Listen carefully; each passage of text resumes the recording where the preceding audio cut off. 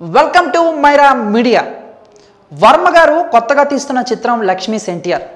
ఈ సినిమా పైన ఇంతకు ముందు అంచనాలు లేవు, కానీ విడుదలైన 2 ట్రైలర్లు చూస్తే అబ్బా అబ్బా అబ్బా వర్మ గారు నిజాలు చూపించేలాగానే ఉన్నారే అనే అంచనాకు మనం వచ్చేసామండి. ఇక మొన్నటి వరకు కూడా సినిమా ఒక వివాదంలో చిక్కుకుంది. ఇక మొత్తానికైతే సెన్సార్ వాళ్ళు కూడా సినిమాకి అంగీకరించారు. మన వర్మ గారు కూడా మార్చి 29న సినిమాని రిలీజ్ చేస్తామని అఫీషియల్గా అనౌన్స్ చేశారు.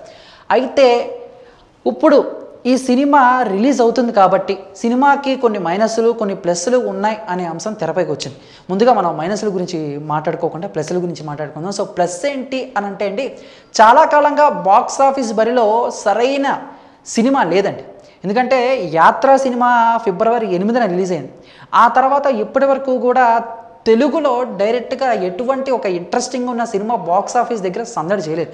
ఆ తర్వాత ఏదో దేవని, వేరీస్ వెంకటలక్ష్మి అని, లవర్స్ డే అని ఇలా కొన్ని సినిమాలు వచ్చినా కూడా అవి ప్రభావం పెద్దగా చూపించలేదు బాక్స్ ఆఫీస్ దగ్గర. ఇప్పుడు ఇలాంటి టైంలో కనుక లక్ష్మీస్ ఎన్టీఆర్ వస్తే బాక్స్ ఆఫీస్ కలకల్లాడిపోద్ది. అందులోనూ ఎలక్షన్స్ టైం కాబట్టి ఇంకా బాగుంటుందని చెప్పేసి కొంతమంది అంటున్నారు. ఇంకో పాయింట్ ఏంటంటే, వర్మ గారు ఆల్రెడీ దీంట్లో చంద్రబాబు నాయుడు గారు చేసిన వెన్నుపోటుని కళ్ళకు కట్టినట్టు చూపిస్తా అని చెప్పడంతో ఇది వేరే రకంగా కూడా కాస్త ఇంట్రెస్ట్ని క్రియేట్ చేసి అదొక ప్లస్ పాయింట్గా చూపిస్తున్నారు ఇంకొంతమంది.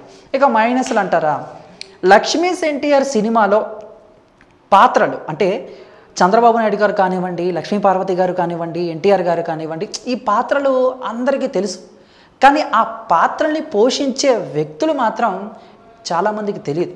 అఫ్కోర్స్ ఎన్టీఆర్ గారు పాత్ర దగ్గర నుంచి కూడా లక్ష్మీపార్వతి గారి క్యారెక్టర్ కానివ్వండి, మిగతా బాబు గారి క్యారెక్టర్, వీళ్ళందరూ కూడా కొత్త నటులు కావడంతో అదొక కొంచెం మైనస్ అండి. ఎందుకంటే 2 గంటలు మరి ప్రేక్షకుల్ని కూర్చోబెట్టాలంటే వాళ్ళు ఏదో ఒక మ్యాజిక్ చేయాలి. ఇక నెక్స్ట్ వర్మ గారి టేకింగ్ మీద ఎవరికి పెద్దగా నమ్మకం లేదు. ఎందుకంటే ఆయన టేకింగ్ ఎలా ఉంటుందో అందరికీ తెలుసు కాబట్టి, ఈసారి అగస్త్య మంజు అని చెప్పేసి ఒక డైరెక్టర్ ఉన్నారు కాబట్టి ఆయన ఇంకా జాగ్రత్తగా తీసుకున్నారేమో అనేది కూడా ఒక రకంగా అది కూడా ప్లస్ పాయింట్లు వేసుకోవాలి. మొత్తంగా చూసుకుంటే లక్ష్మీస్ ఎన్టీఆర్ ఇలా ప్లస్ మైనస్ రెండింటినీ బ్యాలెన్స్ కనుక చేస్తే ఖచ్చితంగా నాగచైతన్య గారు అలానే సమంత గారు వాళ్ళ మూవీ మజిలీ వరకు కూడా సినిమాకి మంచి కలెక్షన్స్ సంపాదించి సేఫ్ గేమ్ ఆడొచ్చు అని చెప్పేసి కొంతమంది అయితే చెప్పుకుంటున్నారు. మరి చూద్దాం సినిమా రిలీజ్ అయిన తర్వాత ఎంతవరకు హిట్ అవుతుందో, ఎంతవరకు కలెక్షన్ సాధిస్తుందో. మరి దీనిపై మీ యొక్క అభిప్రాయాన్ని కామెంట్ రూపంలో మాకు తెలియజేసి, ఈ వీడియో మీకు నచ్చితే లైక్ చేసి అందరికి రీచ్లా షేర్ చేయండి.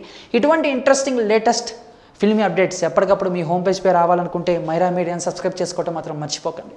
Thank you. Please do subscribe Myra Media. Please subscribe Myra Media. Subscribe to Myra Media. Please like, share and subscribe to Myra Media for lot of film news, gossips and hot news. Please like, share and subscribe to Myra Media. For more interesting updates, please subscribe to Myra Media YouTube channel. For more updates, please subscribe to Myra Media. So like, share and subscribe to Myra Media.